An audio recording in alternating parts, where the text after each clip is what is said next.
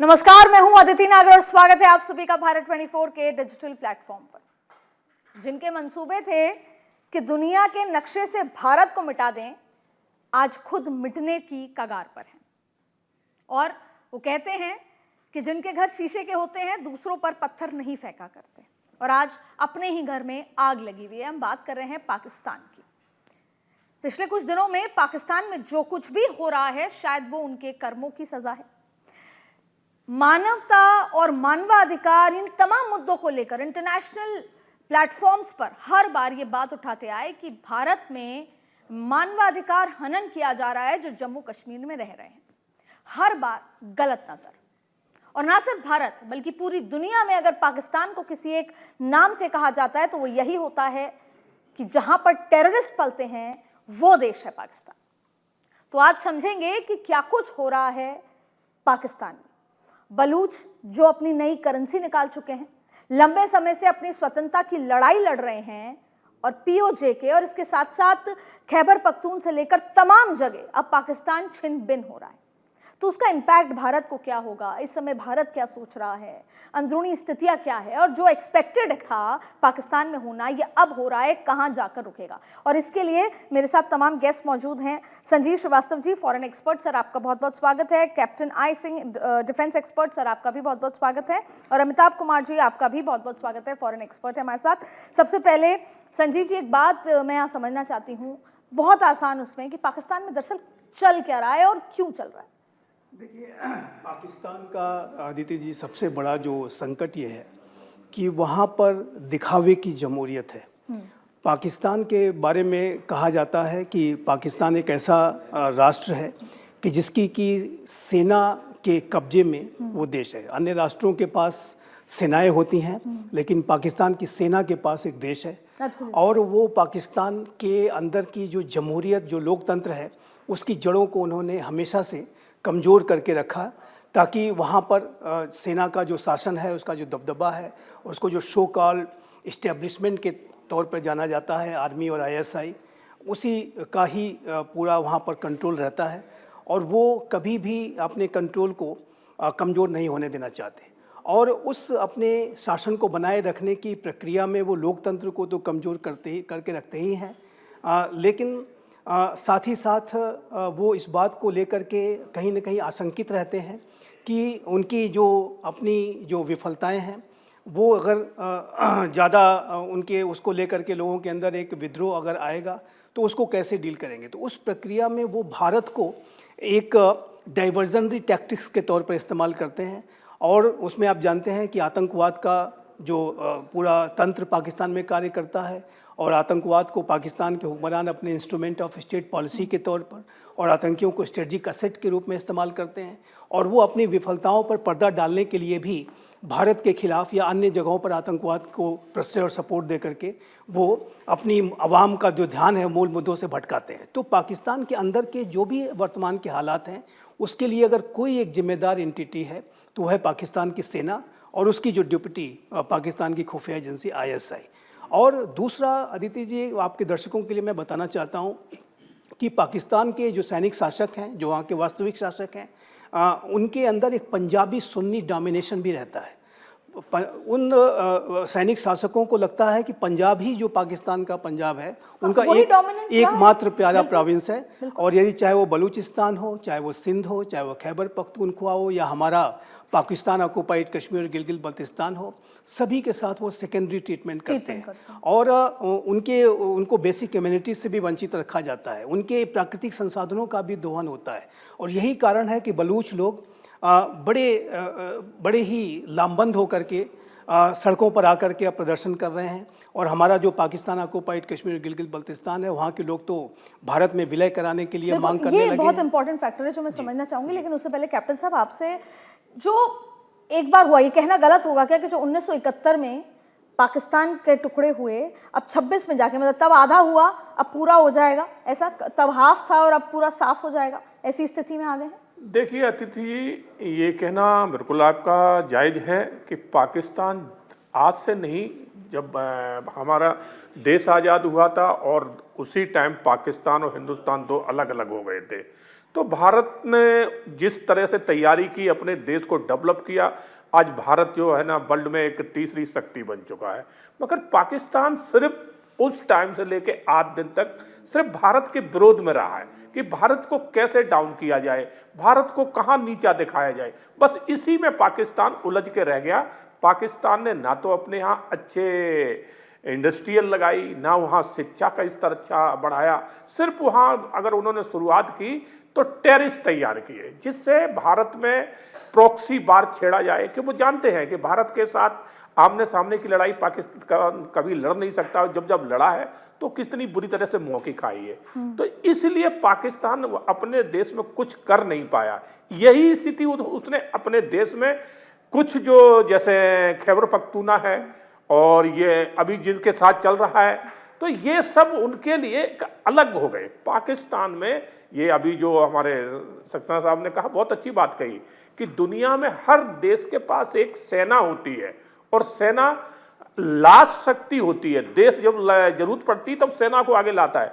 मगर पाकिस्तान एक ऐसा देश है जिसके पास सेना के पास देश है, देश के पास सेना नहीं है।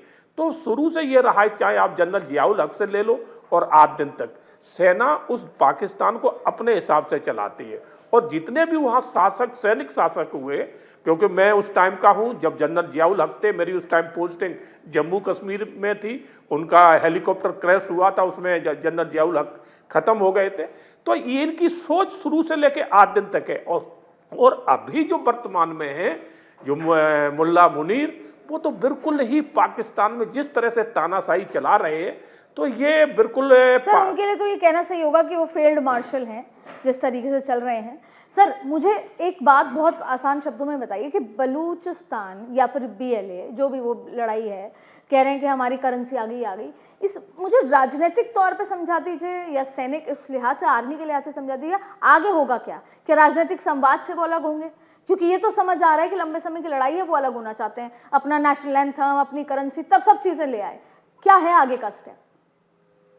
देखिए, बलूचिस्तान जो है ना, पाकिस्तान की जो स्थितियां हैं और जैसा वो देश है, तो कोई बातचीत से अलग होने वाली बात है नहीं। वो संघर्ष तो होना ही है और मुझे लगता है कि सैनिक संघर्ष भी होने जा रहा है।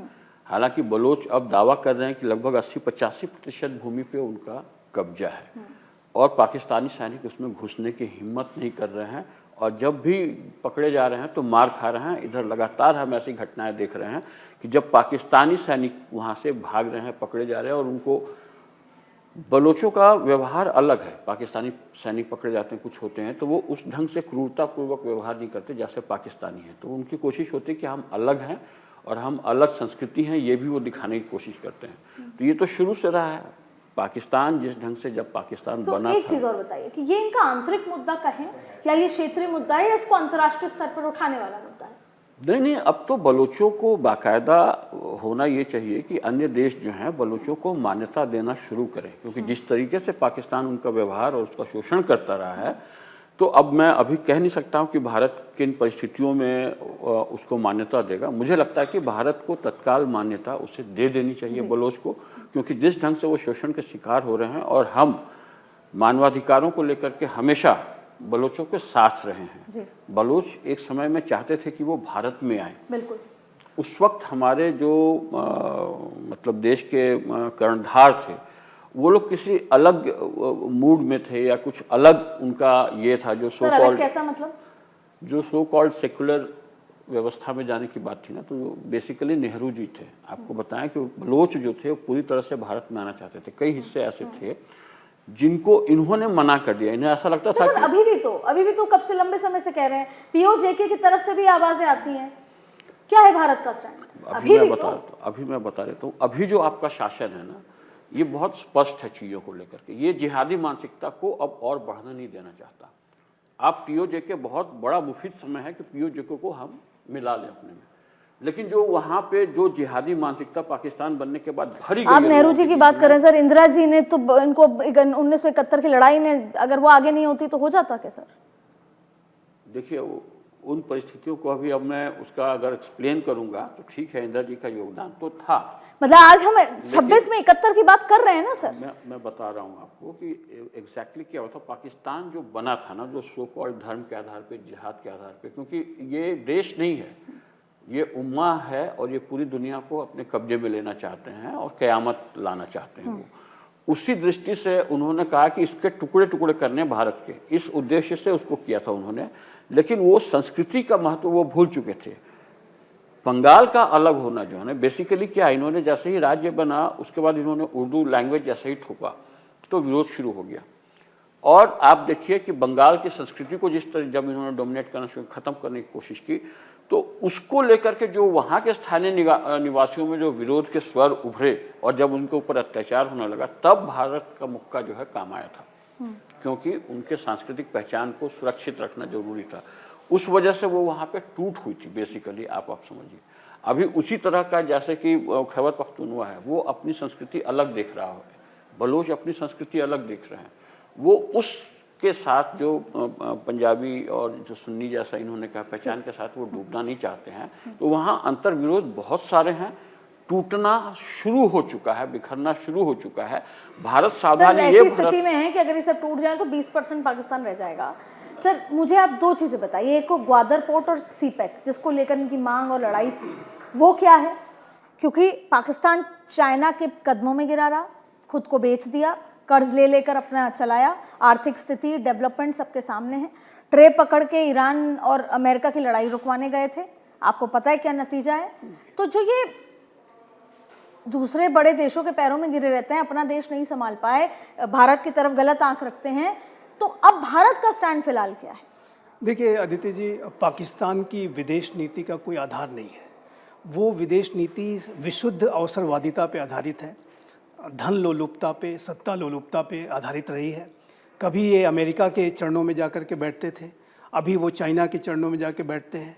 जहाँ कहीं भी उन्हें चंद डॉलर मिल जाए, सर अभी भी जीडी वेंस के चरणों में है, ट्रम्प के चरणों में रहते और हैं। कुछ डिफेंस इक्विपमेंट्स मिल जाएं तो ये अपना पाला तुरंत ही बदल लेते हैं।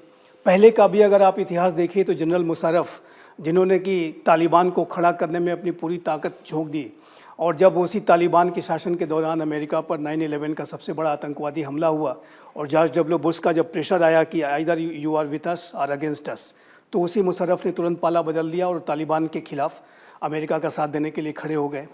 और आज भी जो आप स्थितियां देख रहे हैं कि जो मुल्ला मुनीर हैं, जो कि एक फील्ड मार्शल ही, आपने बिल्कुल ठीक कहा, ये फील्ड मार्शल ही हैं, जो कि अपनी शक्ति को उन्होंने इतना बढ़ा लिया है कि उनके सामने तो अब सारे जो जमहूरियत के जो इदारे हैं वहाँ के सब बौने नज़र आते हैं। यहाँ तक कि जो नेशनल कमांड अथॉरिटी, जो कि न्यूक्लियर वेपन्स को के ऊपर निर्णय लेने वाली संस्था है, उसका भी सारा अधिकार उन्होंने ले लिया है, जैसे पहले प्रधानमंत्री के पास था। लेकिन उनका जो अगर विदेशी शक्तियों के साथ जो व्यवहार देखें तो कभी ये सेल्समैन की भूमिका में आ जाते हैं, अपने रेयर अर्थ मटेरियल को जाकर के वाइट हाउस में दिखाते हैं कि आप ये खरीद लें, वो खरीद लें। और कभी जो है ईरान से अगर बात करनी है तो अमेरिका के रिप्रेजेंटेटिव बन करके वहाँ पर वो अपनी छड़ी दिखाते हैं।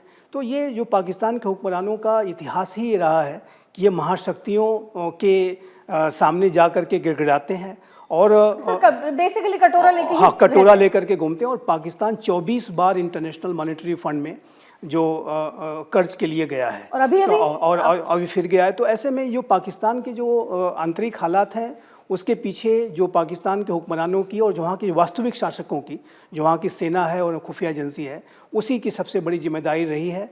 और उन्होंने कभी भी पाकिस्तान को पनपने नहीं दिया। पाकिस्तान के अंदर देखिए आदित्य जी, एक बात मैं और भी बहुत महत्वपूर्ण कहना चाहता हूँ कि पाकिस्तान में विजनरी लीडर्स की बहुत भारी कमी रही है।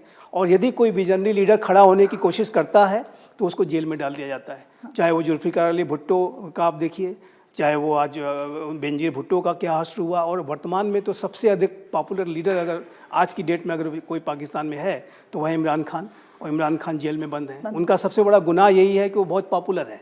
यदि वो इतने पॉपुलर ना होते तो संभवतः, जो आप लोग अभी सेना का जिक्र कर रहे थे, एक बात मैं सब फाइनली समझना चाहती हूँ कि यूएन यूजलेस मोड पर आ चुका है, उसका कोई रोल एज सच नहीं है एक आधा स्टेटमेंट देने के अलावा। अमेरिका, ईरान, आपने देख लिया, वेनेजुएला, इन सारे मुद्दों पे वो फेल हुआ। लेकिन क्या पाकिस्तान वाले मुद्दे पे भी फेल होगा? वो पाकिस्तान जो मानवाधिकार के चलते जम्मू कश्मीर और भारत के जो इंटरनल मामलों में इतना लेकर जाता है उसको अंतर्राष्ट्रीय स्तर पर कि जम्मू कश्मीर में मानवाधिकार हनन हो रहा है। यहाँ तो पीओजेके में 10 लोग मारे गए, बलूच में कितने लोग मारे गए, अब कहाँ गया? अब इंटरनेशनल स्तर पर क्या कोई कोर्ट, कोई यूएन ये नहीं कहेगा कि यहाँ पर भी मानवाधिकार सुरक्षा की बात होनी चाहिए?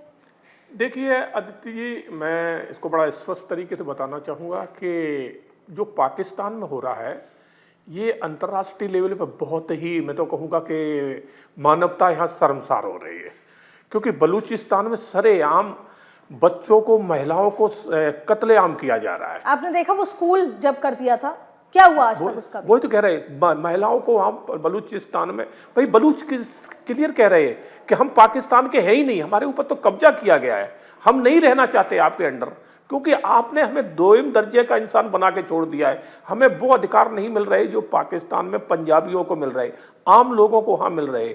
बलूचियों के साथ तो एक जैसे कोई रिफ्यूजी होते ना, रिफ्यूजियों वाला व्यवहार वहाँ की सेना पाकिस्तान की कर रही है।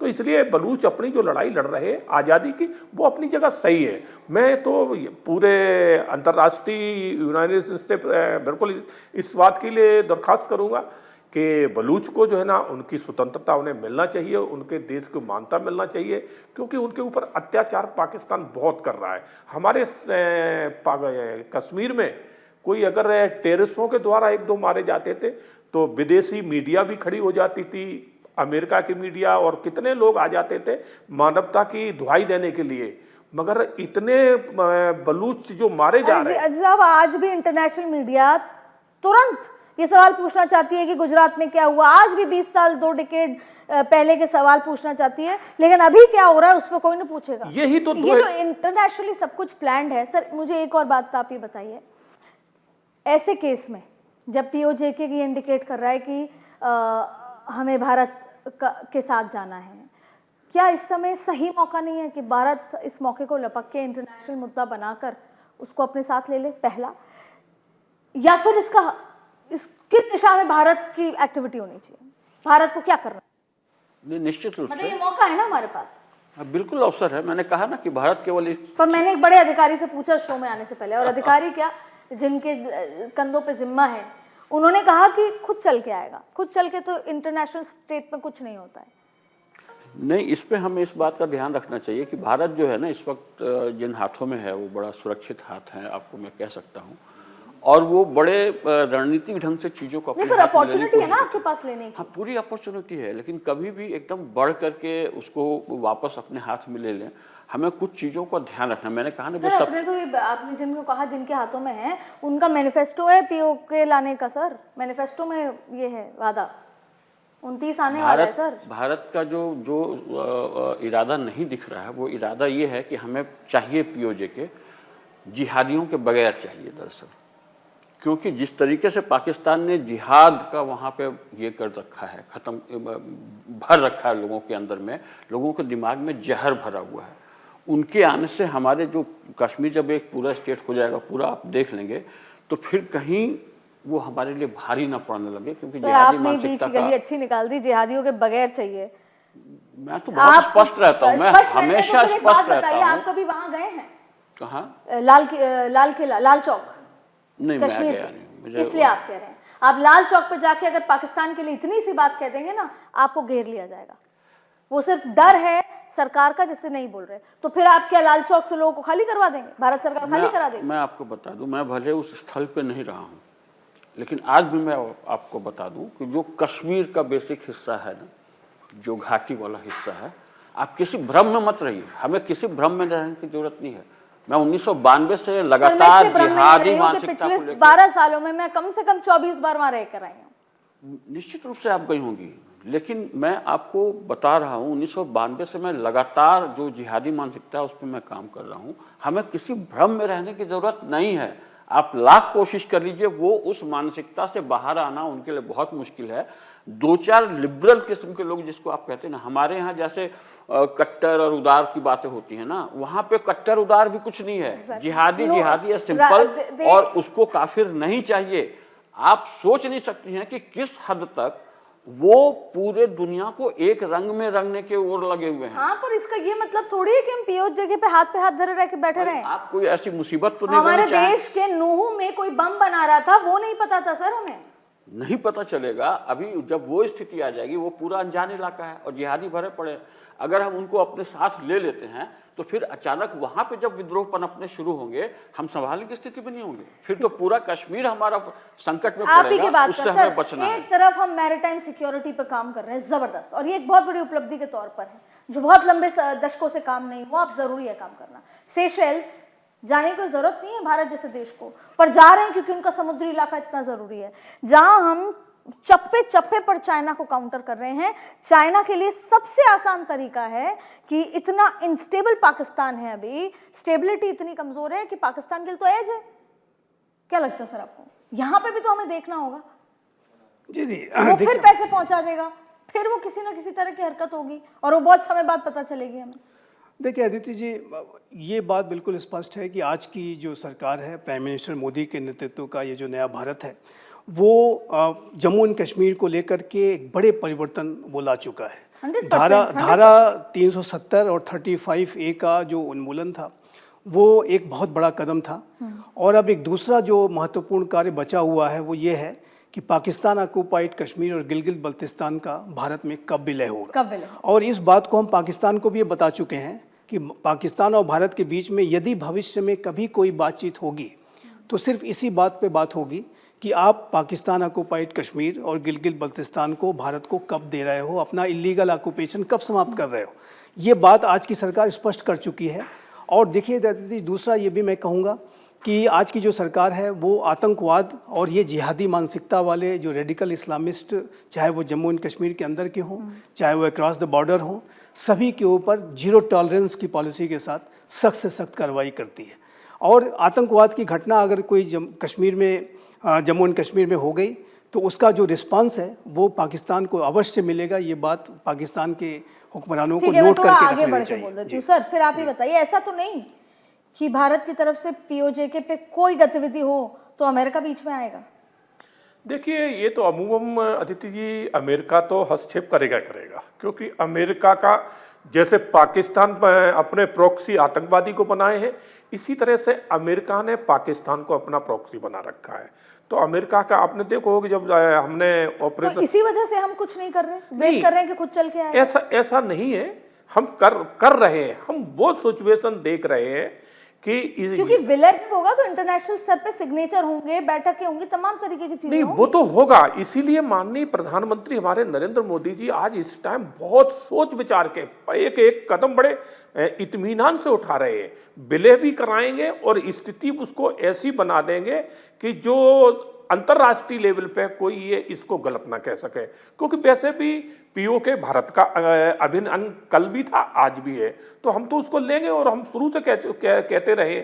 मगर प्रधानमंत्री जी सिचुएशन देख रहे हैं, क्योंकि सिचुएशन ऐसी बन जाए कि पाकिस्तान के खंड खंड अलग होने लगे, और वो सिचुएशन आज आ चुकी है। जिस तरह से बलूच अलग होने को तैयार बैठे, उधर जो है ना सिंध पाकिस्तान वाले शुरू से वो भी कर रहे हैं, खैबर पख्तूनख्वा, ये सब अलग। तो जब पाकिस्तान का ये जो होगा तो उसी टाइम भारत अपना दावा पेश करेगा। श्रीवास्तव साहब, ऐसा है क्या कि टीएमसी वाली हालत होगी पाकिस्तान की, खुद ही चल के आ जाएंगे सब सारे सांसद विधायक? मैं टीएमसी से कहीं ज़्यादा उसकी तुलना बांग्लादेश ईस्ट पाकिस्तान से करना चाहूँगा कि ईस्ट पाकिस्तान में जो पाकिस्तान की सेना ने वहाँ के जो बंगाली स्पीकिंग मुस्लिम्स के ऊपर जो जुल्म सितम अत्याचार की सारी पराकाष्ठा उन्होंने क्रॉस कर दी, जाहिर है कि उसी तरीके के जो अप्रोच को आज की पाकिस्तान की सरकार वो कश्मीरी लोगों, हमारे कश्मीरी लोगों के ऊपर दिखा रही है, बलूचों के ऊपर दिखा रही है। पानी उनका, बिजली उनकी, उनको महंगी मिलेगी, उनको नहीं मिलेगी। बिल्कुल बिल्कुल। और पश्तूनों के ऊपर दिखा रहे हैं, सिंधियों के ऊपर दिखा रहे हैं। तो जैसा कि मैंने कहा कि उनका जो एक पंजाबी सुन्नी डोमिनेशन वाली जो मानसिकता है, उसके तहत वो अन्य सभी आइडेंटिटीज़ को सेकेंडरी के तौर पे ट्रीट करते हैं। तो उसका परिणाम ये हो रहा है अदिति जी कि पाकिस्तान आंतरिक रूप से बाल्कनाइजेशन की स्थिति में जा रहा है। आंतरिक रूप से जो अनेक आइडेंटिटीज़ अपनी अपनी स्वयं की पहचान को बचाने का संघर्ष कर रही हैं। और ऐसे में आप देखिए तो बलूचिस्तान के देश की मांग चल रही है, उधर पश्तूनिस्तान की मांग चल रही है, पश्तून तहफ़्फ़ुज़ मूवमेंट बहुत तेज़ गति से आगे बढ़ रहा है। और वहीं सिंध देश की मांग सिंधी लोग कर रहे हैं, और हमारे कश्मीरी लोग तो अपने देश में आना चाहते हैं, भारत में आना चाहते हैं। तो ये जो पूरी स्थिति है वो जो वातावरण निर्माण, जैसा कि सर ने कहा कि एक वातावरण निर्माण तो अवश्य हो रहा है, और मेरा ऐसा मानना है जी कि एक दिन अवश्य आएगा कि वो उसी तरीके की स्थितियां पाकिस्तान के हुक्मरान स्वयं क्रिएट करेंगे जैसा कि उन्होंने ईस्ट पाकिस्तान में क्रिएट की थी, और उसका परिणाम ये होगा कि बलूचिस्तान भी अलग होगा, और हमारा जो अपना राष्ट्र है, अपना जो टेरिटरी है पाकिस्तान ऑक्युपाइड कश्मीर और गिलगित बल्तिस्तान, वो भारत में उसका विलय होगा। एक मुझे चाइना की चिंता के बारे में बता दीजिए, बाकी सब ठीक है, चाइना के लिए क्या चिंता की घड़ी है कि सीपैक उस रास्ते से होकर गुजरता है जहां पर आज विरोध हो रहा है, गिलगित बल्तिस्तान, तो उनके लिए चिंता की बात है, उनका ट्रेड अफेक्ट होगा, ऐसा है? बिल्कुल, तो फिर वो बिल्कुल, समझाएंगे बिल्कुल। उनको, फील्ड मार्शल को, कि यार आप शांति बनाए रखो, ऐसा कुछ? नहीं, बिल्कुल है। देखिए, पहले मैं वो अंतर्राष्ट्रीय परिस्थितियां बता दूं, क्योंकि अमेरिका खास करके वो चाहता है कि भारत किसी तरह युद्ध में उलझ जाए। जिस ढंग से भारत अपने को संयत रखते हुए और तेजी से विकास की गति में जा रहा है ना, तो भारत को इस बात का भी ध्यान रखना है। ये अंतर्राष्ट्रीय परिप्रेक्ष्य में हमारा पहला तो है कि हम बगैर जिहादी तत्वों के साथ उसको लें। दूसरा है कि वो चाहता है, वो तुरंत पाकिस्तान को हथियार देगा, सारी सुविधाएं देगा कि भारत के साथ आक्रमण लड़ाई में उलझ जाओ, और भारत को एक लंबी लड़ाई में उलझाना चाहता है, जैसे रशिया को उसने यूक्रेन के साथ उलझा रखा है, क्योंकि भारत का विकास अमेरिका को देखा नहीं जा रहा है। ये निश्चित रूप से है, तो इसलिए भी बहुत सोच सोच के कदम उठा रहे हैं कि हम लड़ाई में नहीं उलझना चाहते और उसके साथ लेना चाहते हैं। तो उसके लिए परिस्थितियों का निर्माण अपने आप हो रहा है, और भारत सावधानी बरतते हुए, नजर रखे हुए है कि जब मौका मिले, ताकि कोई दोष भी ना दे सके, लड़ाई में उलझाने की स्थिति में ना हो, या पाकिस्तान इस तरह से क्रम्बल हो चुका हो कि वो लड़ने की स्थिति में ना हो, और हम उसको ले लेंगे। और चीन के लिए निश्चित रूप से बहुत भयानक स्थिति है। चीन का सारा निवेश जो है वो खत्म हो चुका है, और पाकिस्तान के रास्ते चीन जो भारत को काबू में रखने की कोशिश करता था, वो चीन पाकिस्तान को क्यों फंड करता था? वो सीधे नहीं लड़ना चाहता, भारत को परेशान करना है, भारत आगे ना बढ़े, क्योंकि व्यापार की दुनिया में आज चीन के बाद भारत उसी तेजी से आगे बढ़ रहा है, और चीन नहीं चाहता कि भारत उस ढंग से प्रगति करे, क्योंकि चीन का व्यापार भारत अपने हाथ में ले रहा है। चीन के जो बड़े व्यापारी और बड़े इंडस्ट्रियलिस्ट हैं वो भारत के पास आ रहे हैं। चीन इस चीज़ को नहीं होने देना चाहता, वो दुनिया का जो है प्रोडक्शन सेंटर बना रहना चाहता है, भारत उसको कब्जे में लेना चाह रहा है। इस वजह से चीन भारत को डिस्टेबलाइज करने के लिए पाकिस्तान को इस्तेमाल करता रहा है, जैसे अभी वो बांग्लादेश को करने की कोशिश कर रहा था। तो बहुत ही सलीके से अभी बांग्लादेश को भारत ने समझा दिया है कि तुम अगर चीन के चाल में अगर चलने की कोशिश करोगे तो हम तुम्हारी जो है गर्दन की नस दबा देंगे, और वो माफ़ी मांगने की स्थिति में आ गया है। पाकिस्तान चूंकि और चीज़ों से जुड़ा हुआ है, तो चीन का नुकसान तो होना ही है। अब चीन को भारत कैसे काबू में करे, वो शायद समय आएगा जब तिब्बत जो है, तिब्बत को लेकर के भारत ने अभी हल्का सा राग छेड़ दिया है, क्योंकि चीन को तिब्बत के माध्यम से ही काबू में लाया जा सकता है, और भारत कब उस पर आगे बढ़ेगा ये मैं इंतजार कर रहा हूँ। मुझे लगता है सर बहुत ही पूरा इंटरनेशनली देखा जाए तो बहुत चुनौतीपूर्ण पूरे दुनिया के लिए है, लेकिन इसमें बहुत स्वाभाविक है, हम भी घरों में रहते हैं तो हमारे ज़रूरी नहीं है पड़ोसी अलाइंड हों, लेकिन बहुत लंबे समय से हमने देखा कि, और समय की बात है कि हमारा श्रीलंका, हमारा नेपाल जो दोस्ती थी, हमारे आसपास का पूरा अगर देखेंगे तो चाइना से हमेशा रहा हो, पाकिस्तान से हमेशा रहा हो, लेकिन बाकी सब मित्र पड़ोसी थे। लेकिन अब सब विपरीत है, बांग्लादेश ले लीजिए आप ये। तो ऐसी स्थिति में जहाँ हम अपनी विकसित भारत की बात कर रहे हैं, नेशनल सिक्योरिटी की बात कर रहे हैं, ग्लोबल एशिया की, साउथ ग्लोबल की बात कर रहे हैं लीड करने की, वो चुनौती हो जाती है। अभी भी नेशनल सिक्योरिटी इशू LOP पे चुनौती बढ़ेगी, देखिए LOC पे। जी देखिए, मैं इस असेसमेंट्स को मैंने पढ़ा है, बहुत सारे कई ऐसे विचारकों ने इस बात को कहा है कि शायद हमारे पड़ोसियों के साथ इस समय के संबंध जो हैं पहले से कहीं ज़्यादा जो है डाउनग्रेड हुआ है, लेकिन मैं इससे सहमत नहीं हूँ। और मेरा ऐसा मानना है कि आज की जो सरकार है वो जो हमारी जो विदेश नीति में सबसे पहला अगर हम किसी को प्रायोरिटी देते हैं तो अपने इमीडिएट नेबर्स को देते हैं। जो नेबरहुड फर्स्ट की जो हमारी पॉलिसी है, और आपके दर्शक इस बात को जानते हैं कि 2014 में जब प्राइम मिनिस्टर श्री नरेंद्र मोदी ने अपना इनागुरेशन किया था तो सारे पड़ोसी राष्ट्रों को बुलाया था, नवाज शरीफ को भी इंक्लूडिंग बुलाया था, और वो भी आए थे। और ये जो सरकार है वो डे वन से इस बात को स्पष्ट रूप से कह के चलती है। भारत की सरकार बैक टू बेसिक्स गई है, जिसमें हमने एक्ट ईस्ट पॉलिसी, हाँ वो सब कुछ, और नेबर फर्स्ट, ये सब करने की पूरी कोशिश की है। लेकिन देखिए अंतर ये है कि आज की सरकार और पहले की सरकारों में नेबरहुड को लेकर के अंतर ये है कि आज की सरकार एक्टिविटी में इन्वॉल्व है, वो बहुत सारे एक्शंस ले रही है, और वो जो एक्शंस हैं उसके जो रिएक्शंस आते हैं तो उसको हम असेस करते हैं कि वो रिएक्शन शायद उतने सकारात्मक नहीं है, और उस आधार पर अपने कंक्लूजन्स को हम ड्रॉ कर लेते हैं कि उनसे संबंध हमारे तनावग्रस्त हैं। लेकिन आप देखिए, मैं एक ही एग्जांपल देता हूँ। काठमांडू में कोई भारतीय प्रधानमंत्री 17 वर्षों के बाद गया था। पहले की सरकारों के प्रधानमंत्री वाशिंगटन, लंदन और मॉस्को की यात्राएं करते थे, लेकिन पड़ोसियों की यात्रा करने में उनको 17 साल का एक लंबा इंतजार करना पड़ा। काठमांडू के लोग इंतजार करते थे कि कब प्रधानमंत्री कभी भारत की यात्रा करेंगे, और प्राइम मिनिस्टर मोदी ने वो फिर सिलसिला तोड़ा। तो ये जो अंतर है कि आज मनमोहन सिंह तो अपने ही असम नहीं गए थे, हाँ जी, जबकि वहाँ से राज्यसभा थे और अपनी 10 सालों में। जी, वो जो पॉलिसी पैरालिसिस या विजन की कमी या अप्रोच की कमी, जो एक विजनरी अप्रोच आज के समय का, आज देखिए आज की सरकार बिल्कुल स्पष्ट है कि हमें विकसित भारत बनाने की तरफ बढ़ना है। और ये भी सरकार, चाहे हमें अमेरिका के कहने पे तेल खरीदना ना, अमेरिका के कहने पे हमने कभी भी तेल न तो खरीदा, न ही कोई निर्णय लिए। चाहे देखिए अदिति सर, अगर आप ये बात कह रहे हैं तो फिर आपको एक्सप्लेन करनी पड़ेगी सबूत। मैं बिल्कुल ही सबूत के साथ ही इसको मैं बहुत स्पष्ट रूप से, ईरान से ले लो अब मत लो, रशिया से ले लो अब मत लो। देखिए क्या है कि भारत की चाहे वो विदेश नीति हो, चाहे वो रक्षा नीति हो, चाहे वो आर्थिक नीति हो, सब में स्ट्रेटेजिक ऑटोनॉमी यानी रणनीतिक स्वायत्तता उसका अभिन्न अंग रहा है, और बाईपीस आज भी है और आगे भी रहेगा। अमेरिका ने जब रशिया यूक्रेन का युद्ध शुरू हुआ फरवरी 2022 में, तो उस समय भारत के ऊपर बहुत दबाव बनाया कि आप रशिया से तेल न खरीदें, रशिया से अपने संबंधों को डाउनग्रेड कर लें। लेकिन तेल खरीदना बंद करना तो दूर, हमने मल्टीफोल्ड कर लिया। 4 गुना ज़्यादा तेल रहते थे। रशिया तो कई महीनों में ऐसा था कि टॉप हमको तेल का सप्लाई। आज रशिया ने हमसे थोड़ी स्ट्रेटेजी करी, ये देख करके हमने अमेरिका की बात सुनी। और यदि हमने आज रशिया के अलावा अन्य राष्ट्रों से भी अगर ऑयल खरीदना शुरू किया है तो वो भी हमारा ही निर्णय है। पहले का निर्णय भी हमारा निर्णय था। डाइवर्सिफिकेशन की जो हमारी पॉलिसी है कि आज हम अपनी विदेश नीति में या इवन की डिफेंस प्रोक्योरमेंट्स में, अमेरिका की बहुत सारी कंपनीज राफेल जैसे फाइटर जेट्स को हमको ऑफर कर रही थी, लेकिन हमने उनका नहीं चुना और हमने फ्रांस का राफेल खरीदा।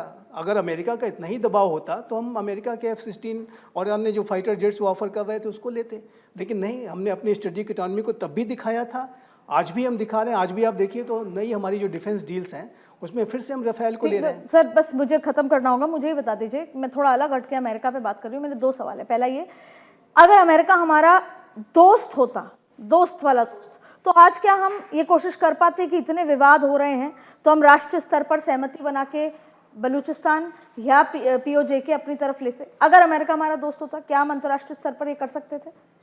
नहीं अतिथि, ये कहना थोड़ा मैं इसको अलग हट के बात कहना चाहूँगा कि अमेरिका के साथ हमारे जो संबंध हैं शुरू से अच्छे रहे हैं, मगर एक चीज़ जरूर कहना चाहूँगा कि अमेरिका हमारा विश्वसनीय दोस्त कभी नहीं हो सकता है। जो रसिया हमारा दोस्त हो सकता है वो कोई नहीं हो सकता।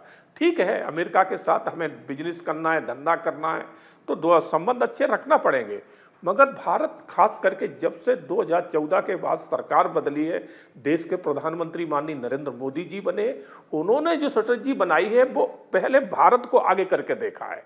जहां वो देखते हैं कि भारत का हित है तो वहां कदम आगे बढ़ाते हैं, जहां देखते हैं भारत का जरा सा भी अनित हो रहा है, फिर चाहे वो अमेरिका हो कोई भी हो, वो उसके पीछे बिल्कुल अलग वहां से हट जाते हैं। तो इसलिए मैं ये कहना चाहूँगा कि अमेरिका के साथ दोस्ती जो संबंध हमारे हैं वो शुरू से जैसे ठीक है। और एक जो अभी ट्रेड डील का जो एक खाका फाइनल हो रहा है वापस, वो क्या लग रहा है आपको? देखो, ट्रेड डील अब आगे चल के पता चलेगा कि इसमें क्या क्या लेके आते हैं। बाकी भारत इसमें पहले अपना हित रखेगा। नहीं सर, ऐसे 50 बार पीयूष गोयल अपना हित रख चुके हैं। फाइनल खाका आपको क्या लगता है कि अपर हैंड दिखेगा, दोस्ती दिखेगी, माय ग्रेट फ्रेंड वाला फैक्टर दिखेगा आपको? नहीं, देखो, अब इसको इतनी जल्दी हम नहीं कह सकते हैं, क्योंकि सामने वाले के मूड में क्या है, मगर ये निश्चित तौर पे हम कह सकते हैं कि अगर उसका भारत का वहाँ हित नहीं है, अनहित जरा सा भी होगा, तो भारत पीछे हट जाएगा, भारत उसमें आगे नहीं बढ़ेगा। आखिरी कमेंट जी, मैं एक बात कहना चाहता हूँ कि देखिए, भारत और अमेरिका के बीच की ये जो कंप्रहेंसिव ग्लोबल स्ट्रेटेजिक पार्टनरशिप है, ये बहुत ही महत्वपूर्ण संबंध है। प्रेसिडेंट ओबामा अगर अमेरिका के उनके शब्दों में कहें तो ये 21वीं सदी को डिफाइन करने वाली सबसे महत्वपूर्ण पार्टनरशिप्स में एक है। ये विश्व के दो सबसे बड़े लोकतांत्रिक राष्ट्रों के बीच के संबंध हैं। यदि हमें चाइना की चुनौती को डील करना है, यदि हमें आतंकवाद के ऊपर विजय पानी है, यदि हमें वातावरण परिवर्तन के संकट को ठीक तरीके से डील करना है, तो मैं ट्रंप प्रशासन को एक एक्सेप्शन के तौर पर देखता हूं। लेकिन लार्जली जो अमेरिका का जो एस्टेब्लिशमेंट है वो इन विषयों पर भारत के साथ गहरे तरीके से कोलैबोरेट करेगा, ऐसा मैं मानता हूं। और आज भी आप देखिए तो भारत और अमेरिका अंडर द सन कोई भी ऐसा महत्वपूर्ण विषय नहीं है कि जिसके के ऊपर आपसी कोलैबोरेशन ना करते हो। जो ज्वाइंट स्टेटमेंट्स आते हैं प्रधानमंत्री और राष्ट्रपति के बीच में, भारत और अमेरिका के बीच में, आप देखिए तो उनका दायरा कितना विस्तारित होता है, और वो इस बात को दर्शाता है कि ये संबंध बहुत ही प्रगाढ़ हैं, बहुत ही मजबूत हैं। और देखिए, अंत में एक बात मैं कहना चाहता हूँ कि देखिए, दो डेमोक्रेटिक राष्ट्रों के बीच के संबंधों की सबसे बड़ी ताकत ये होती है कि वो अपनी असहमतियों के ऊपर भी सहमत होने के लिए तैयार होते हैं। एग्री टू डिसएग्री की जो भावना है वो विवादों, वो डिफरेंसेस को डिस्प्यूट्स में नहीं बदलने देती। और आई एम श्योर अगर डोनाल्ड ट्रंप की जगह कोई और होते तो शायद ये और ज्यादा खूबसूरत मोड़ पे होता। आखिरी सवाल सर आपसे, ये पाकिस्तान में जो चीजें चल रही हैं, जो टुकड़े टुकड़े पाकिस्तान हो रहा है, वो कब तक टुकड़े टुकड़े हो जाएगा, या एक बार फिर इसी विवाद के चलते रुक जाएंगे, चाइना या अमेरिका का इंटरफेरेंस हो जाएगा, फिर शांत हो जाएगा, फिर चलता रहेगा, या इस बार फुल एंड फाइनल है? नहीं, इतना आसान नहीं। किसी देश का टुकड़े होना, बिखर जाना इतना आसान नहीं होता है। तो ये अभी लंबे अरसे तक मुझे लगता है कि जैसे जैक को आतंकवादी घोषित कर दिया, सही मायने में तो अपनी मांग रख रहे थे, आपने उसको आतंकवादी संगठन घोषित कर दिया। जो आतंकवादी संगठन है उसको आप प्रॉक्सी आगे बढ़ाते हैं। नहीं तो पाकिस्तान अपने इंटरनल पॉलिटिक्स में ना, देखिए, वो खतरनाक खेल खेल रहा है। अब वो कोशिश ये कर रहा है कि जो POJ है वहाँ की आवाम को भारत की दुश्मनी की तरफ कैसे मोड़ा जाए, इसके लिए बाकायदा षड्यंत्र शुरू हो गया। लश्कर जैसे मोहम्मद वगैरह के आतंकवादियों को घुसा दिया गया कि उनको मोड़ो भारत की तरफ। जब भी पाकिस्तान संकट में पड़ता था ना, तो भारत के साथ युद्ध की घोषणा और इस तरह की बातें, ताकि वहाँ के नागरिकों का ध्यान बट जाए अपनी समस्याओं से। जैसे आज महंगाई और भूखमरी से वो परेशान हैं, तो उनका गुस्सा हमारी तरफ मोड़ने की कोशिश शुरू हो चुकी है और उसमें वो लग गए हैं। अभी हो सकता है हमें कुछ ऐसी सूचनाएं मिले। अगर वो नहीं मुड़ पाते हैं तो वो फिर क्या करेंगे कि उनके ऊपर सेना का इस्तेमाल करेंगे, और उसका बहाना ये होगा कि उनके लोग जो इन आंदोलनकारियों के साथ घुसे हैं, उनसे हमला करवाया जाएगा पाकिस्तान की सेना पे, ताकि सेना सीधा उनके ऊपर तोप चलाए। ये हो सकता है आपको देखने को मिले, लेकिन पाकिस्तान अभी एकदम से टूटेगा नहीं, क्योंकि पाकिस्तान को अमेरिका और चीन संभाले हुए हैं। भारत एक जबरदस्त संभावनाओं का देश बन रहा है, और दुनिया में कोई भी देश, आप इंडिया के लिए केवल 2 देश को छोड़ दें, एक जैसा रूस सर ने कहा और दूसरा इजराइल, इनको छोड़ के कोई फेयरली भारत के साथ नहीं है। सब साथ होते हुए भी केवल अपना लाभ चाहते हैं, और ये जो फिरंग व्यवस्था रही है ना दुनिया की। कुल मिलाकर देखिए, सर ने कहा कि भारत अपना लाभ की बात जो हो रही है यहाँ पे, कुल मिलाकर आप भारत की नीति समझिए। हमारी नीति अच्छी संगत में रहना है, हमारी नीति हमारी नेशनल सिक्योरिटी पे फोकस करना है, हमारी नीति उन लोगों पे अटैक करना है जो आतंकवाद फैला रहे हैं। हमारा पड़ोसी देश जो केवल भारत का अहित चाहता है, आज ऐसी स्थिति में है जहां भारत ऐसे उसकी अस्थिरता के फायदा उठा सकती थी, लेकिन नहीं उठा रही। 3 नीतियां हैं, देश में विकास हो, वो किसी और क्षेत्रीय इस तरह की स्थितियों में नहीं पड़ना चाहती। वो चाहती है कि सीमा सुरक्षा और जो 2047 का विकसित विजन हो उस पर आगे बढ़े, दूसरे अच्छी संगत वाले देशों के साथ मिलकर इकोनॉमी को बूस्ट करें। शायद कुल मिलाकर यही नजर आ रहा है, लेकिन अभी बहुत कुछ देखना बाकी है। मैंने एक बड़े नेता से बात की, उन्होंने कहा खुद POK आएगा। इंपॉर्टेंट राजनीतिक बात यह है कि 2029 से पहले जो मैनिफेस्टो अभी तक आए हैं 12 साल में, उसमें POK भारत का अभिन्न अंग बताकर उसको जल्द ही लाने की बात भी कही गई है। ऐसे में क्या वास्तव में प्राकृतिक रूप से ये संभव होगा, अपने आप चलकर आएगा, या इसके पीछे की रणनीति है? क्योंकि बहुत सारी रणनीति जो पर्दे के पीछे है वो चल रही हैं। आज चर्चा में शुक्रिया। अगली बार फिर मुलाकात करेंगे किसी और चर्चा के साथ। आप तीनों का भी बहुत बहुत शुक्रिया।